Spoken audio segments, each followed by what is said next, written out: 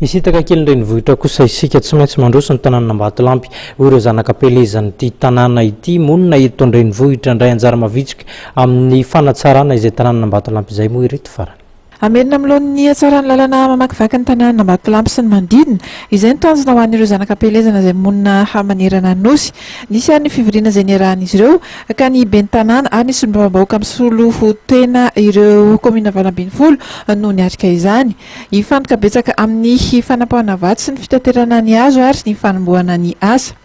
Betsaka ny point noir ka raha tsy voavonjy ao anatin'ny alohan'ny fahavaratra dia tena isolé tanteraka ny komina valo avy any Antsinanana. Efa niresaka tamin'ny fitondram-panjakana fa mbola tsy ao ny tetibory dia noho izany hiezaka ny zanakapelezana sy ny vahoaka ny toerana hifanome tanana miaraka ny ben'ny tanàna miaraka ny vahoaka ao aminy miaraka amin'ny zanakapelezana indrindra solombavam-bahoaka izay mitarika azy hiezaka hijery ny point noir rehetrarehetra mba tsy hahafatan'ny lalana. Anisan'ireo lalana asiana fanambarana ny Mankantsinjo Arivo izay misy ny toerana fizahantany.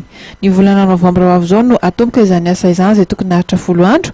Natsangana ihany koa ary ny birao izay mitarika ity asa ity. Koa amin'ny faha-20 ny volana oktobra izao dia isy ny fivoriam-be izay hiantsonantsika rehetra na iza ho tonga anatrika izany fivoriana izany satria asa lehibe no miandritsika zanakapelezana. Tiana ihany koa ny milaza ho amin'izao fiantsonantsika izao fa ny lalana izay ho atao dia lalana ahafahantsika mampandroso ny commune sy ny faritra rehetra ao anatin'izany distrikna Ambatolampy izany.